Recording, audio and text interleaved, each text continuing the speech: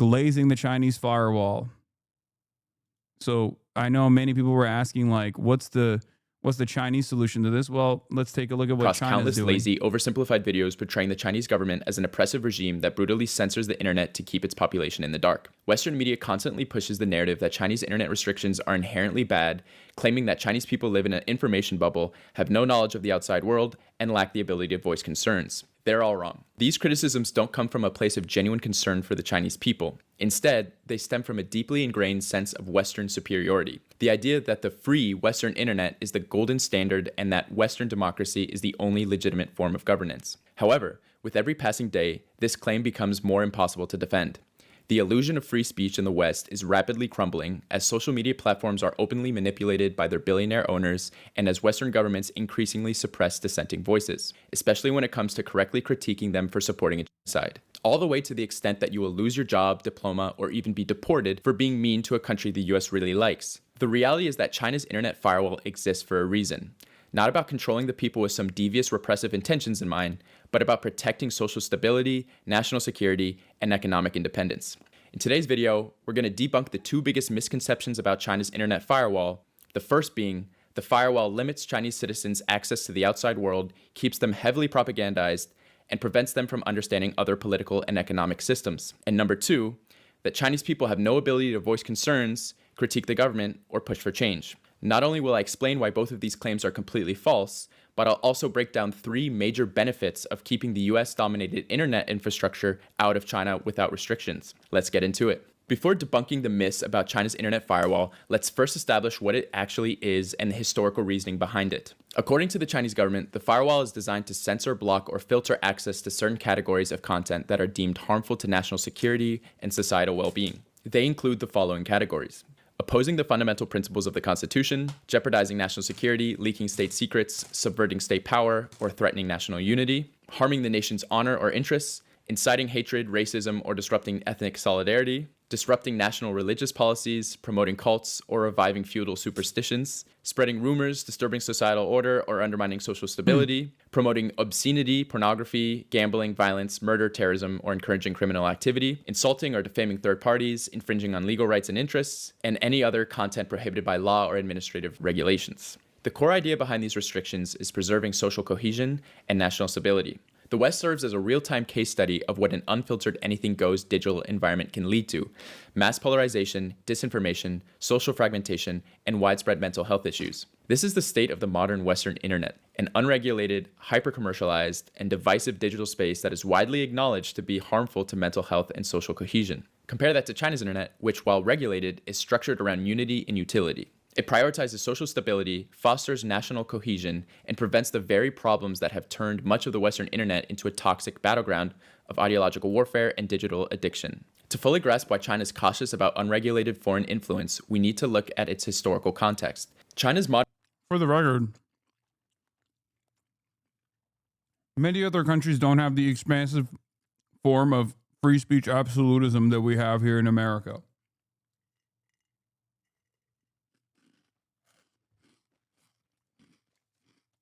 So,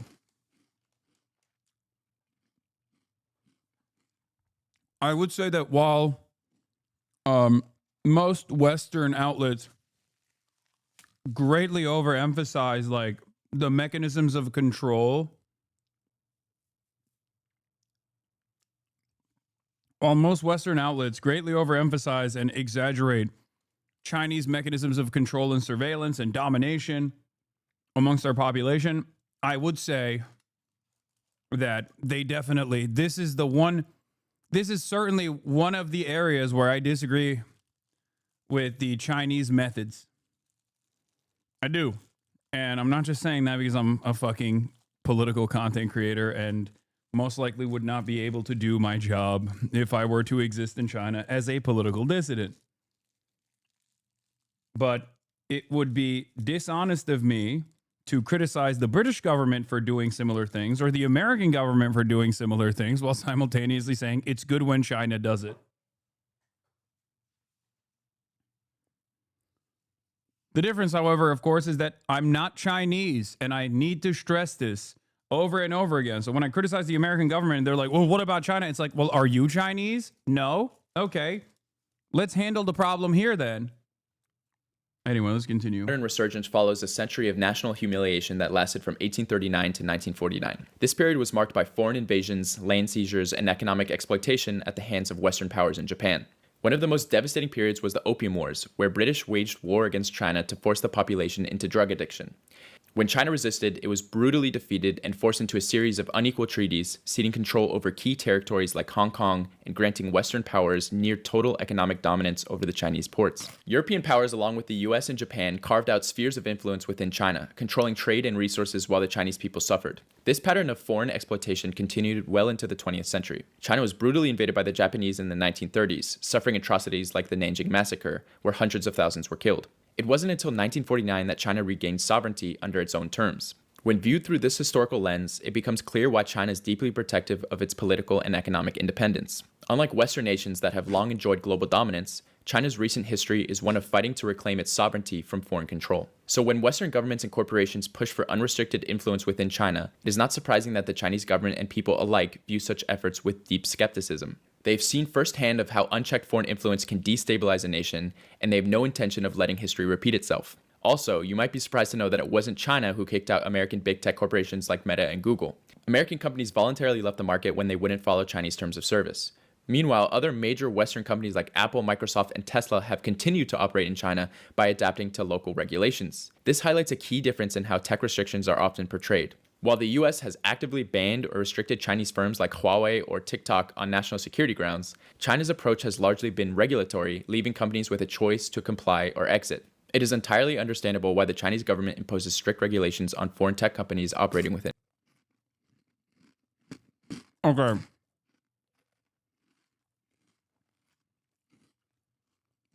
We've done it. A hasan head has actively outflanked me on pro-China sentiment to such a degree that I am now, for the first time ever, this is a historic moment, going to correct someone on YouTube doing a pro-China video because they're glazing China too much. I can't believe it was going to happen. I never thought it would happen.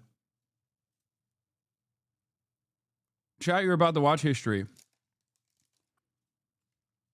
To say that Facebook, Google, I hate those companies, but to say that the Facebook, Google, and all those other companies actually exited the Chinese market due to regulatory concerns is not the entire story. It's true on its face, but what are the regulatory concerns, you might add? Okay? They did leave voluntarily. This is true. That is an objectively correct statement. They did, you are dumb. But the regulatory needs of the Chinese government were perhaps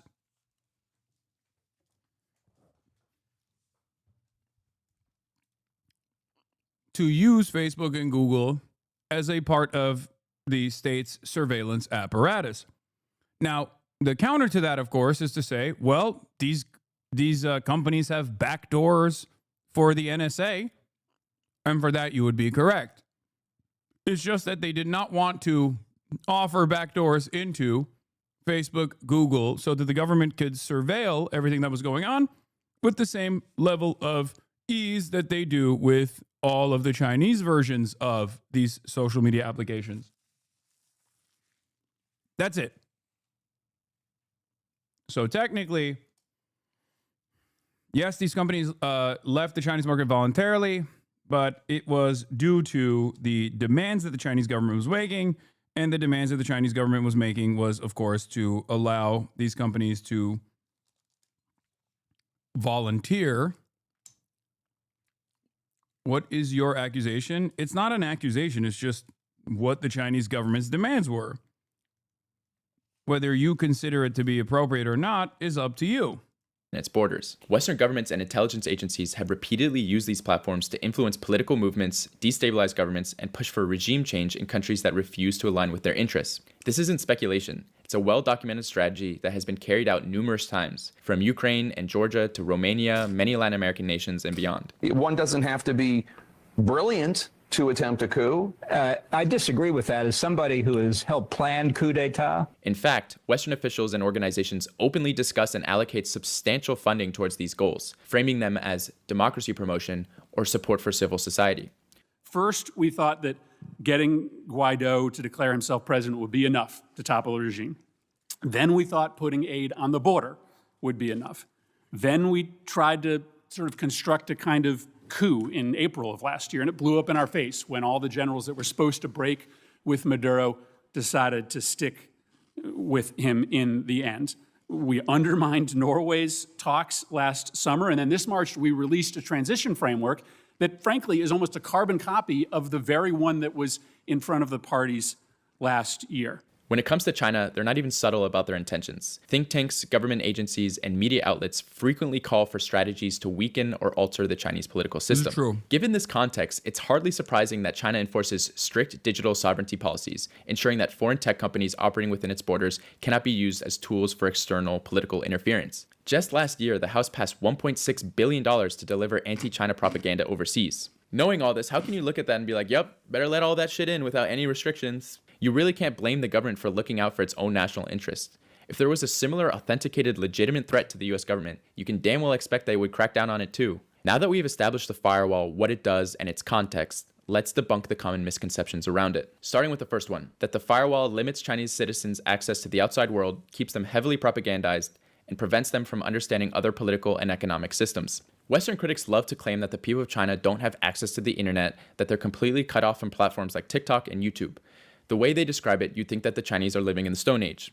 This is complete nonsense. China has built their own internet ecosystem that mirrors every function of the Western internet. They have their own versions of Google, YouTube, TikTok, Instagram, and every other major platform you can think of. These apps offer nearly identical experiences. On China's version of TikTok, you'll find the same mix of trends, gaming content, food vlogs, and cringe dance videos. Their version of YouTube, Bilibili, hosts everything from nature documentaries, in-depth political analysis, food bloggers, and travel vlogs. What's especially interesting is the political content. A lot of Westerners might assume that Chinese platforms are filled with anti-American rhetoric, but that's not the case. In fact, political content is relatively balanced, and if anything, there's even a slightly positive view of America. The harshest takes you'll find tend to be lighthearted or comedic, poking fun at the absurdity of certain American politicians. Surprisingly, Trump is actually quite popular, with Chinese users often finding him funny or entertaining. You'll see edits of him at speeches and clips where he's treated more like a meme than a villain. Okay, absolutely. Melania said this was okay. I just got a nice co-star here.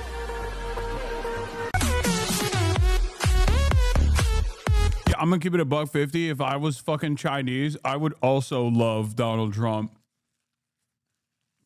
The great nation builder for China.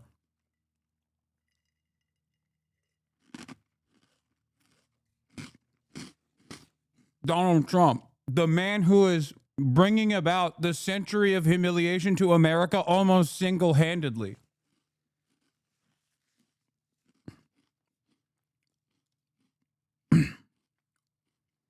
If you are a netizen of a foreign adversary state, why wouldn't you enjoy that?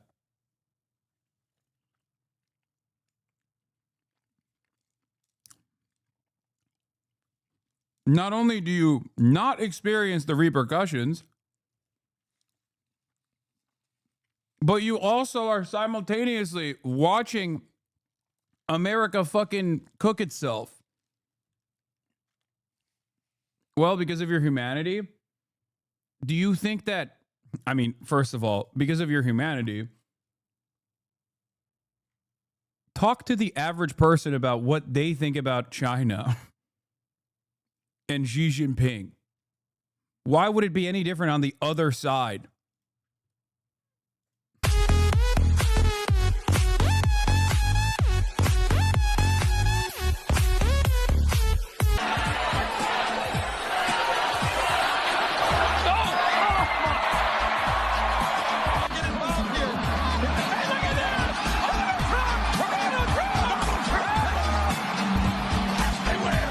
China, China, China, China, China, China, China. Let's say China, China, China, China, China, China, China, China, China, China. Now, you know, while Donald Trump was building a reality TV show, my brother was building a security apparatus to keep us safe. And I'm proud of what he did. the World Trade Center came down. He had the gall to go after 特朗普女的一巴掌，男的更是2巴掌。 Joe Biden became mentally impaired. Kamala was born that way. You know what I do with him? Bro, what the fuck?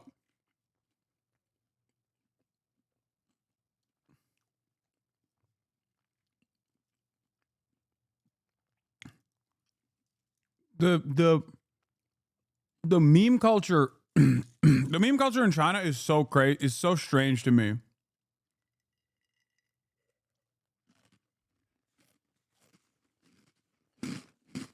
Like, yeah, we got brain rot, but their brain rot is also weird.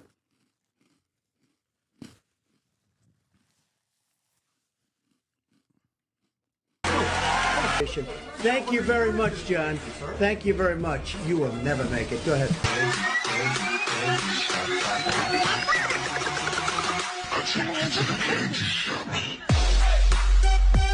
Meanwhile, on Western platforms, it's become a whole genre to predict China's imminent collapse, with video after video pushing the same doomsday narratives. You won't find hundreds of "why America will collapse" videos on Chinese social media, even though there are plenty of valid criticisms that could be made. Political discussions are less aggressive, and when they do happen, they tend to be more good faith discussions rather than fear-mongering or propaganda. This just goes to show how much Western media relies on people's lack of knowledge about the country to paint China as the enemy. Well, they don't have to sincerity with which fear-monger. Chinese people engage in diplomacy and discuss global affairs on their platforms feels like To be fair, we have to fearmonger. They don't have to fearmonger. They can just literally point to what America is doing,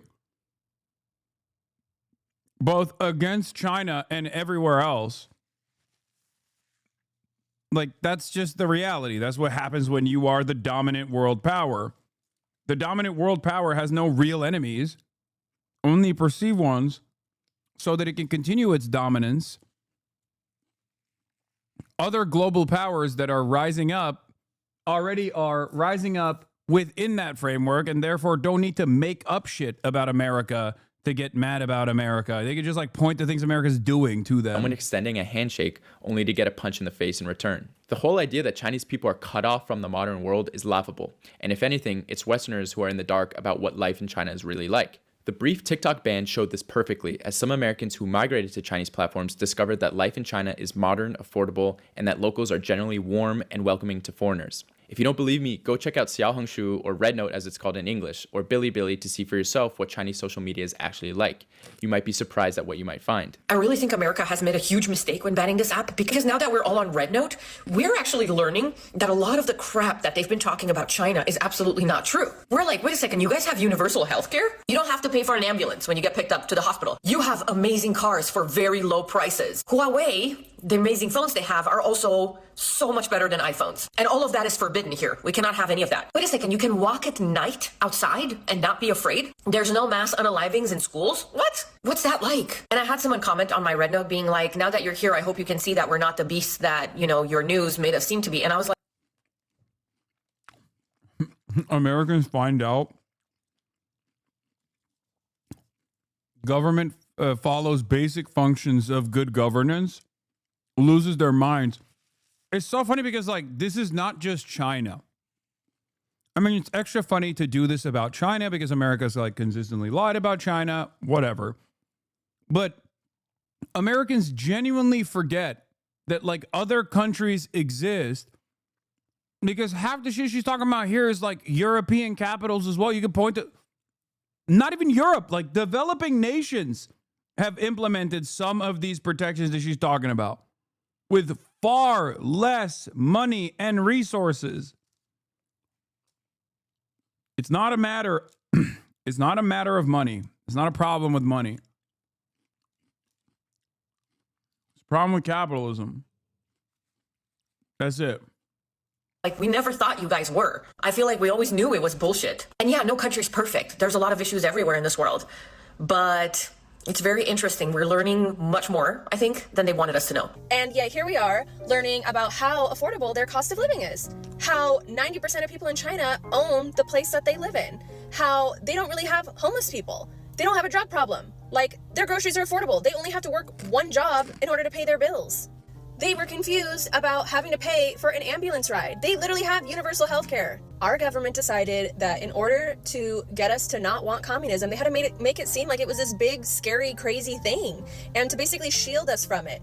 And Look, we're literally talking to people that live under that type of government, and they're happy. They're happy, and they cannot believe how Americans are letting America run. And they feel sorry for us. That's sad. Chinese people are also some of the most well-traveled in the world. In 2023 alone, mainland Chinese citizens made 206 million international trips. To put that into perspective, the entire population of the United States is about 345 million. And yet, despite experiencing the world firsthand, all 206 million of those Chinese travelers chose to come home.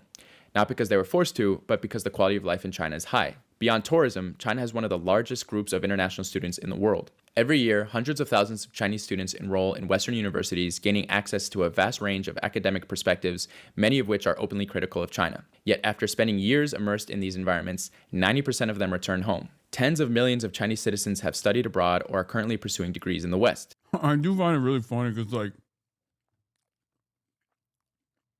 for the longest time, people basically, I guess without the internet being so popular, people were just like able to just lie. I don't know what changed in the last like decade. I think like people recognized America's imminent demise. So they started paying attention to like, as the less you trust your own government, the more you listen to what it's saying and you go, wait a minute, is that wrong?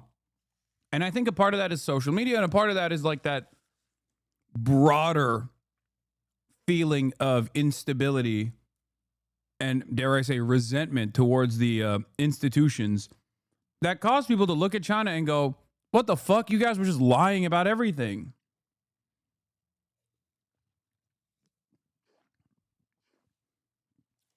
Because it's not like it's not like Chinese people are inaccessible. It's a massive country. They're fucking everywhere. And yet, for some reason, Americans just never chose to ask, like, what do you think about your country? Now, of course, I don't know how honest a Chinese person would be about their own government in America, I mean, because, you know, there's a lot of racism. I know this from my own personal experience talking to Water, Jake's girlfriend, who is Chinese. When I was like literally glazing China and asking her about China, she thought I was fucking with her. She literally was like, oh, she thought I was messing with her because she had never heard like an American white guy actively, I guess with the exception of Jake, like actively be like, no, I think these are the good things about China.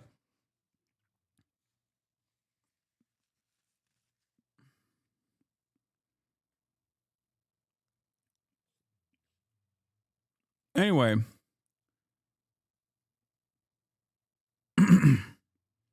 it's just funny to me that like we act as though it's impossible to figure out what things are like over there. And it's much better to just consistently fantasize about the imminent demise of China instead and watch a million different YouTube videos about like the collapse of China.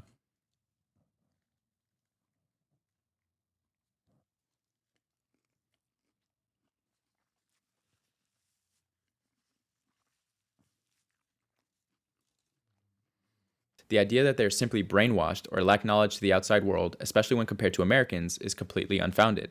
In fact, I would confidently argue that the average Chinese citizen, particularly young people, have a far more accurate understanding of global affairs than an average American. China's education system, despite its intensity, is one of the best in the world. In my personal conversations with Chinese people, I found that they often have a stronger grasp of current geopolitics, world history, and even American history than many Americans themselves. Check out interviews on the channel Asian Boss and see how informed they are. Chinese students are taught about key moments in US history from the Revolutionary War to the Civil Rights Movement and generally have a nuanced understanding of how different political systems function. Ironically, while Americans tend to see communism through the lens of decades of Cold War era propaganda, Chinese people actually approach the topic with a more balanced, pragmatic perspective. They don't just I'm gonna go back again and say this. You don't need to do propaganda about America and its ways. You can just do an accurate reflection of events, and that will be enough for people to go, oh, I don't like that. The propaganda in China, in the education system, revolves around, and this is not dissimilar to any other country. I'm not singling out China for this, so don't yell at me. The propaganda is about Chinese history. just like we do the same thing here in the United States of America, an inaccurate reflection of events, or at least some omissions that I would say are ridiculous. Like, I genuinely feel like most American, example, Washington, George Washington. He was a fucking slave owner, and not a nice one either. This doesn't mean everything he did was bad. You know, I'm in favor of the Revolutionary War. Fuck the English, but also he was a slave owner. He enslaved people and then he moved them around. There are also so many. Not a nice one either is crazy work. No, the reason why I'm saying that is because that is the way that they describe it. I'm directly countering. I am directly countering the narrative in the books. There is no way to be a nice slave owner, but the way that they describe it in the history books is to make it seem as though this was like, there was reasonable debate. There was spirited debate. You know, like this is, he wasn't the worst guy. Like they portray him positively. That's what I mean. I'm directly countering the fucking insane narrative, not making a value judgment about like nice slave owners. That's not a thing. Of course. Blindly claim that communism is superior, nor do they try to impose their ideology on others. Instead, it's often Westerners who feel the need to aggressively defend capitalism and impose their worldview on Chinese people. The reality is that Chinese people simply believe that their system works for their country, while Americans, despite being typically less informed, tend to be far more defensive about their own system. That being said, Chinese people are generally far less political than Americans. This isn't just unique to China, it's a broader trend across East Asia, in Japan, and Korea as well. Compared to the US, where people across the political spectrum, young and old, are deeply ingrained in political debates. The average Chinese citizen simply doesn't think about politics on a daily basis. Instead, their focus is on education, work, family, and enjoying life. And in many ways, this is one of the strongest endorsements of China's political system, the fact that it doesn't need to dominate people's lives. Government only becomes a major concern when it is actively failing, when policies are harming people's livelihoods, when institutions are ineffective. That's not true, man.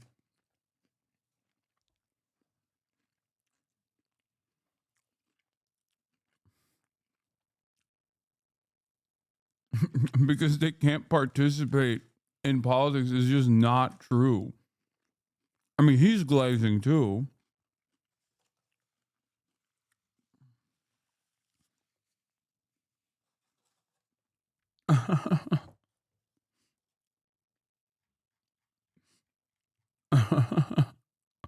Yeah, no. It's just a government assignment that they came up with on their own. Xi Jinping personally handpicks every single person in the country that is going to be a part of the CCP's power structure.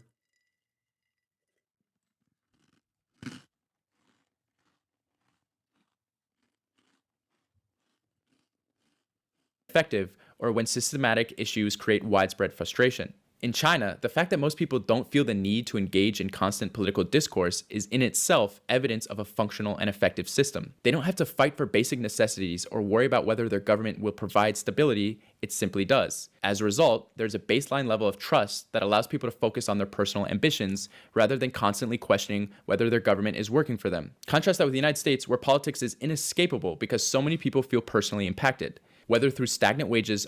Okay, this is so much China glaze. Okay, wow. Wow, that's not true. That's objectively not true. Chinese people are very much aware that they're under an umbrella of broad surveillance, down to the fucking random civilian aunties and uncles. But you know what else Chinese people are very much aware of? Unimaginable prosperity and development that has taken root in China over the course of the past couple of decades.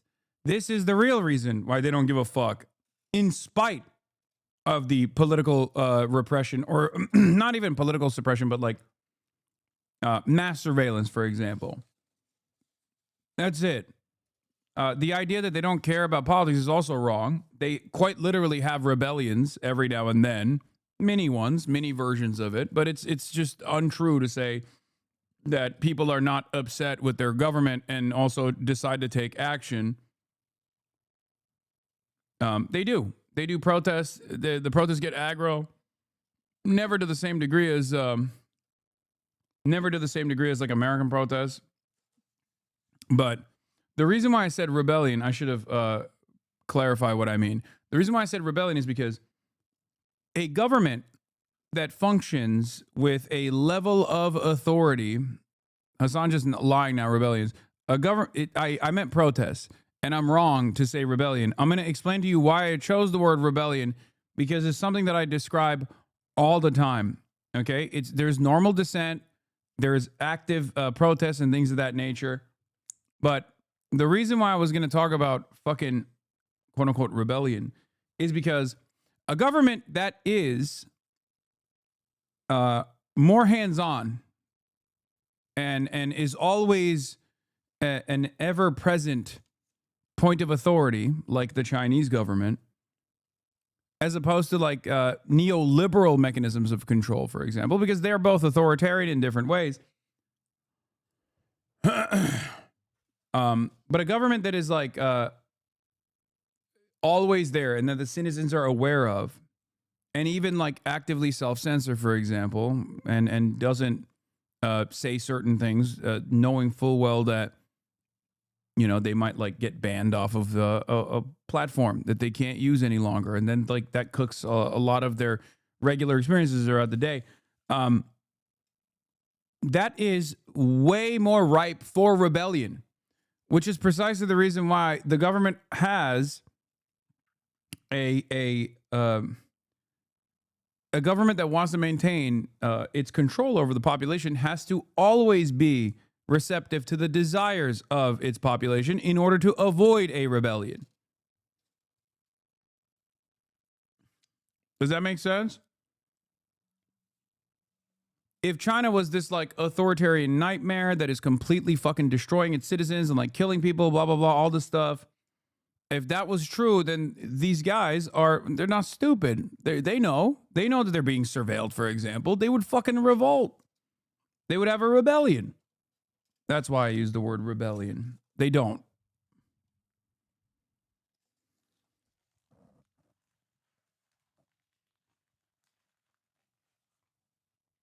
Affordable healthcare, rising cost of living, or a political system that often seems more focused on culture wars than solving real problems. Do you really think Americans would be this obsessed with elections or hyperfixated on every new political controversy if they actually trusted their government to function properly? Of course not. The intensity of political engagement in the US isn't a sign of a healthy democracy. It's a symptom of a system that repeatedly fails its people. Meanwhile, in China, the vast majority of people, politics is simply not a priority because it doesn't have to be. Okay, so Chinese people have their own internet ecosystem, they're highly educated, and they travel the world. But what about censorship? When it comes to censorship, Chinese people are very aware of what they can and can't post online. The government is very clear about what's off limits: sedition against the government, racism, pornography, and all the other things mentioned in the beginning. It's straightforward, and the rules are well known. The difference is that in China, censorship is explicit and people understand it as part of the broader structure.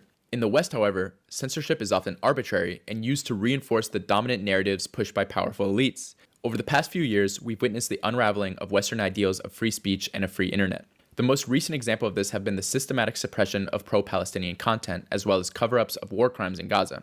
For years, Western media outlets like the New York Times and platforms like Meta have controlled the narrative by limiting access to certain information and shaping public perception. But one platform that couldn't be fully controlled was TikTok, which... What? Why does your argument not reply to Russia? Honestly curious. Because the average improvement on the material realities of like a regular working class person in China over the course of the past 30 years has been incredible, as opposed to Russia. And also Russia is, I would say, more authoritarian and less democratic than even China is.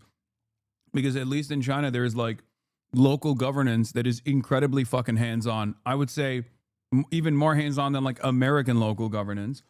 And that ultimately they bring all of the concerns that the citizens have to the local government all the way up to the fucking party infrastructure, even though there's like technically, oh, it's just the CCP. There's like dissidents as well, but it doesn't really matter. It's marginal. It's irrelevant. But the real politics, the real domestic politics is happening at the point of local policymakers, local legislators, local regulators. Russia does not have a version of that. It's just fake. Like, Russia is an open oligarchy. Unless you personally believe that, like, what, 90%, 98% of Russians voted for Vladimir Putin or something.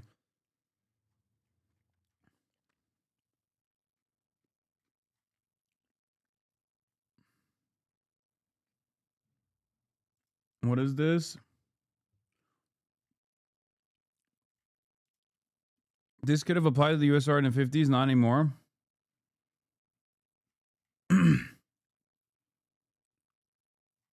Yeah. Allowed an entirely new generation to get access to information about the genocide in Gaza. This became a massive ongoing battle to ban or censor the content that was circulating on the app. In the US, the media landscape is becoming more and more consolidated, with powerful players like Jeff Bezos using outlets like the Washington Post to promote narratives that serve their own interests. Recently, Bezos issued a directive to the Post requiring coverage that promotes personal liberties and free markets, essentially signaling that the narrative is being carefully curated to maintain the status quo of the American oligarchy. Then there's Twitter, which brands itself as the #1 free speech site, yet is anything but free speech. Like all American social media platforms, Twitter is entirely at the mercy of its billionaire owners. Elon Musk, for instance, has been known to boost far-right accounts, support political parties like the AfD in Germany, and ban or unverify users who disagree with him. Rather than a platform that fosters open dialogue, Twitter has become a toxic cesspool where far-right extremists thrive, promoting everything from race science to conspiracy theories, as long as it serves Musk's personal agenda. Although Chinese censorship is real and targeted, if anything, Western censorship is more insidious, operating under the guise of free speech while serving corporate interests. China's censorship is public and predictable, and for the vast majority of Chinese internet users and instances, censorship is irrelevant to their online experience. Now let's get to the major key that underlines this entire conversation. You can always get a VPN. A VPN allows you to access the internet in China just as you would anywhere in the world. Which brings us to today's sponsor. No, I'm fucking with you, there's no sponsor. But there is a Patreon as per request, so if you want to check that out, go ahead, thank you. But in all seriousness, if you're in China and you want to look at the Western internet, the barriers to do so are not large at all. I like this system a lot because many people won't learn about. Are you fucking serious, Amon? China censors LGBT content, the whole fanfiction site AO3 is banned, and that user keeps defending it? That's what's going on? Wait, what? Out of all... hold on. Out of all of the things that you could fucking criticize the Chinese government's censorship over, specifically as it pertains to LGBT, depictions of like LGBT people or whatever, which would be a lie. You can be openly fucking gay on Chinese applications and whatnot.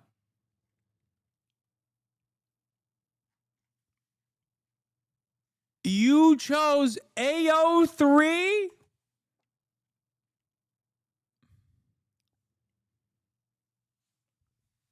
You chose China banning AO3. China would not let me go on Wattpad and write about Yowie, Donald Trump Yowie. This is unacceptable.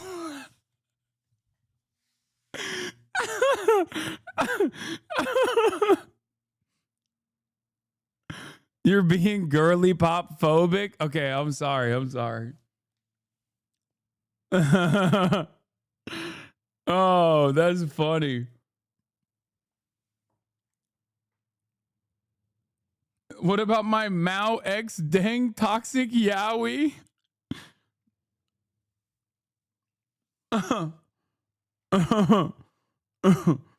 Oh, man.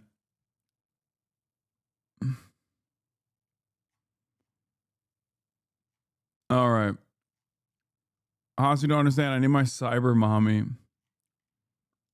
And then install a VPN until college when they are much more mature and able to approach the Western internet in a much better way. The default internet is so much better as a general internet for society. Even if you have no problem with pornography or violence being so accessible, I think we can all agree that it's not good for people at such young ages to be. I will say this.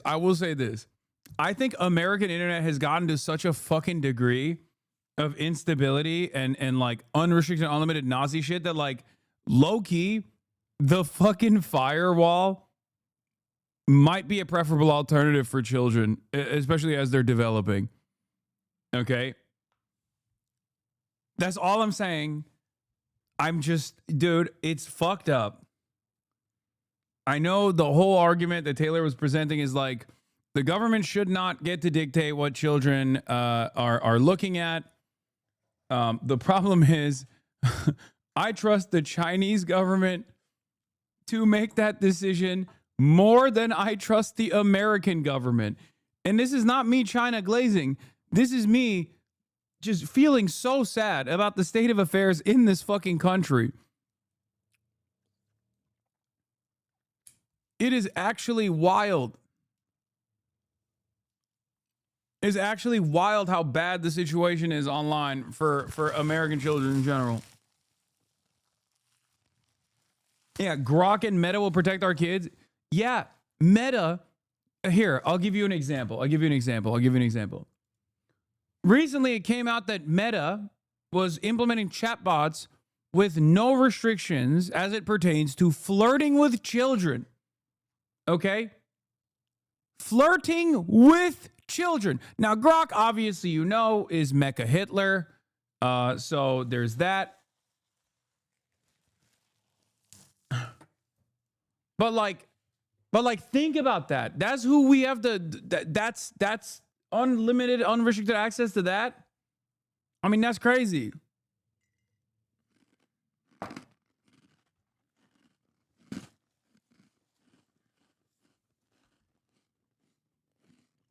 Every time I get mad,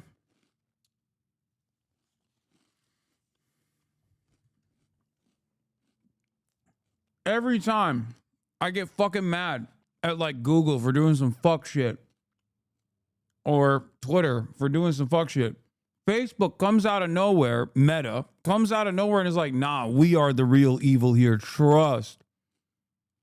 It's like they're on an active, they're in an active competition with one another on who gets to be the bigger Nazi pedophile platform. It doesn't make any sense.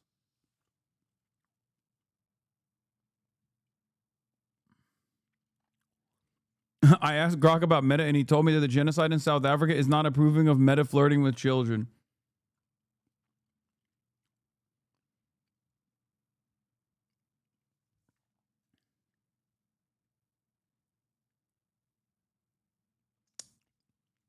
Yeah, their ethics officers signed off on their rules. Their whole job is ethics. We're cooked.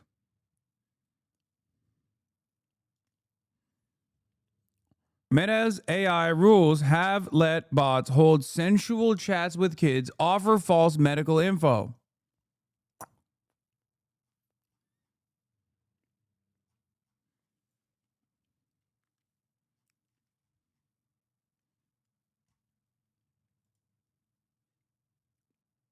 I mean, seriously, like, I don't think the Chinese methods are the best. Okay, I don't. This is an active disagreement that I have. This is something that I actually criticize the Chinese government on all the time, which is like, you know, there are certain forms of repression that the Chinese government engages in, especially censorship, especially mass surveillance, that I don't think is good. But like, is it better than this? I don't know. It might be better than this. Like, can we not have this? I don't want the other thing either, but this I definitely don't want. You know? I don't want this. I don't want this at all. So please, let's stop this.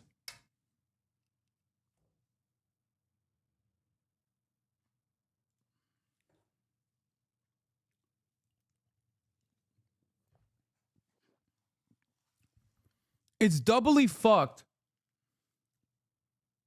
because we don't even do anything that the Chinese government does that's good, and we basically do things that we either ascribe to the Chinese government or the things that the Chinese government are doing that are bad. We literally look at a million different policies implemented by the Chinese government that are objectively good, and we should do it here, okay? And we say, nah, that is woke and gay.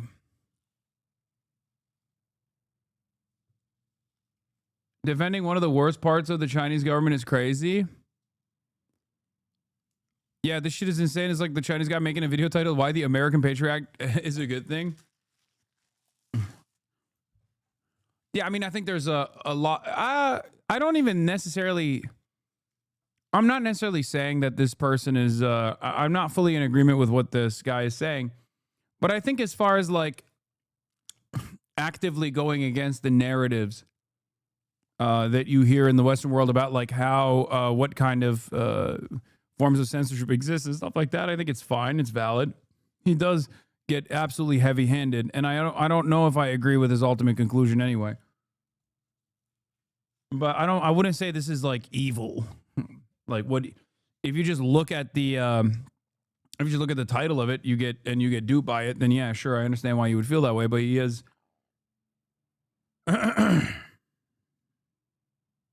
he's definitely going through and detailing like what people get wrong. Accessing that type of content. I know that I certainly would have benefited from not seeing pornography and executions from literally the age of 7 years old. The VPN is always accessible for those who want to use the Western internet, but I think it's great that the default internet is the way that it is. Now for the question I know you've all been thinking. Like some kind of restriction for minors online, I think is good. I don't even think it's like fucked up or evil. I think it's good. Okay? I don't even think it's like gray area shit. It's just that I don't think that the appropriate mechanisms is to literally make sure that everyone has an ID on them at all times. And then the ID is like stored somewhere. You know what I mean? Like that is crazy.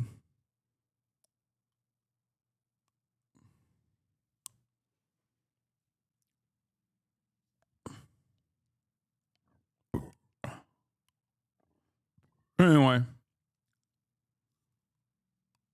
What about Tiananmen Square? The event itself is a topic that deserves its own video, which will come, but let's address it briefly since I know it's likely on your mind. Despite this event being censored on the Chinese internet, many Chinese people, especially older generations, are still aware of what happened. But let's take a step back and look at how Tiananmen Square is used in the narrative against China today. If you look at the comment section of any video that talks positively about China, chances are one of the top comments will be, "What about Tiananmen Square?" As if they've just delivered the ultimate big brain original. I think it is kind of funny that the American government, like Americans living in the United States of America constantly put this diss out there where they're like, what about Tiananmen Square? Fucking got him. And it's like, dude, our cops kill 1,000 Americans every year, dude. Every fucking year. Like, this isn't to glaze China when they fuck up, okay? Make no mistake, but we kill 1,000 Americans a year. Our police force kills 1,000 Americans every fucking year. I think our cops kill what, like 10 dogs a day? American police departments kill 10 dogs a day, 10 pets a day, not just dogs.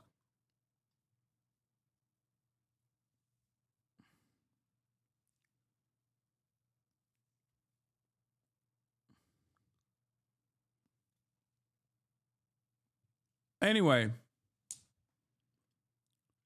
so the idea like where they're like, hey, remember that historic event of government suppression is just funny to fucking point to when we live in America, man. We live in America. What do you mean? I went to the fucking protest. I went to the goddamn protest this fucking a couple months ago. They were deploying chemical weapons that are deemed illegal in war on the captive civilian population. That's what they were doing. They were using techniques that they learned from the IDF, kettling and corralling against civilians who were like, don't fucking kidnap my neighbor, bro. Do I have to say it's Chinese for you to understand how fucked that is? Oh, dude, it's fine when we do it here. It's crazy when it's Chinese, though. Like, it's cool when we do it here. I just don't want it to be like Chinese style. That was my fault. I'm just racist.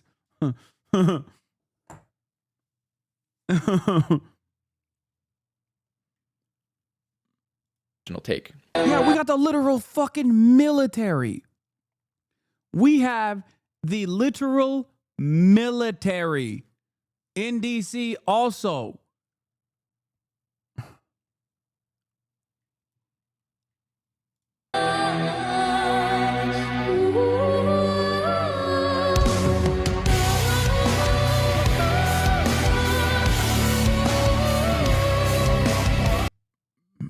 This is my favorite quote.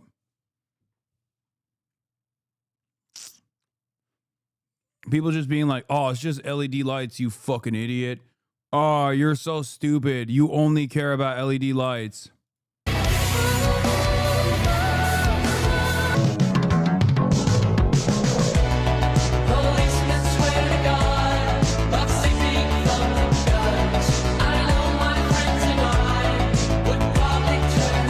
Although it was a tragedy, let's be real.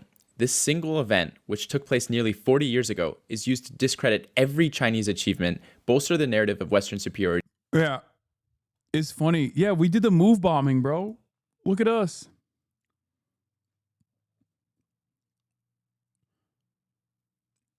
This week marked the 40th anniversary of one of the worst tragedies in Philadelphia's history.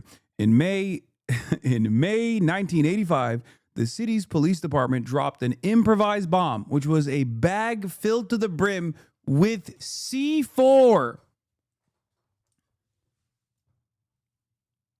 on a residential home that housed the Black Revolutionary Organization MOVE. The bomb and ensuing fire killed 11 people, including 5 children, and destroyed more than 60 nearby homes. But if you think that was the most insane shit, hold on, it gets worse. I think it was Princeton. I don't want to get the Institute of Higher Learning, the name incorrectly. They took the remains and kept it. There was an American college that kept the remains of the Africa family after the fucking government shredded the family. They stole the bones, brother. It was Penn. Okay, it wasn't Princeton. Sorry. Yes. Yes. That's not from like slave times, dude. That's like 1985. That's 6 years before I was born. Only recently did they actually release the bones. I'll tell you one step. I'll take it one step further. Police chief at the time goes, was it police chief or the fire chief at the time when the bombing happened and the fires were fucking raging? Okay. And they were like, yo, we got to go in. We got to go in. This is like, the fires are getting out of control. He said, let it burn.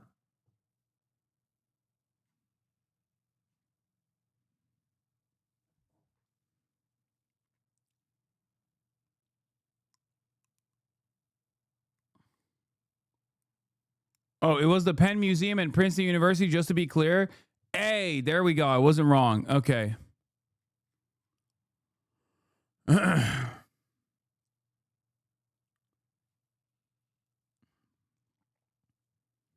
So, like, just because you didn't learn about this or all of the existing current forms of police brutality and the defense of that doesn't change the reality. You know what I mean? It's like, it's just cope.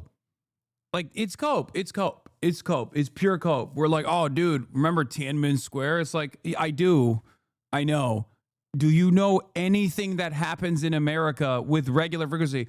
I'm not fucking Chinese, dog. I'm not in the business of defending Tiananmen Square or Xinjiang. I don't give a fuck, okay? As an American citizen, I'm telling you about America, like homegrown, whole-ass American versions of what you are ascribing to China, okay? What you're saying China is doing, we're fucking doing here. And you're in the process of telling me it's okay because China's doing the same shit, apparently.